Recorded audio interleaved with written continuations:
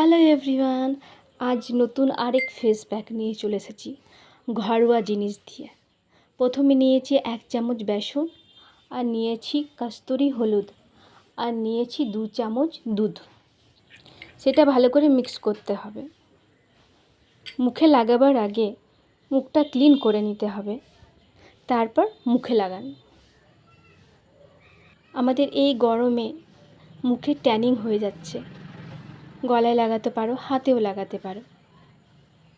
আমাদের মুখে ট্যানিং হয়ে যাচ্ছে, ঘাম হচ্ছে,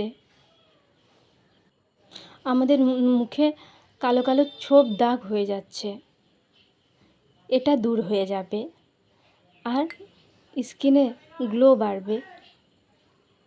আর স্কিনটা গরমের জন্য কেমন যে একটা কালো কালো হয়ে যাচ্ছে, সেটা দূর হয়ে যাবে সপ্তাহে 2 দিন বা 3 দিন লাগালে। সেটা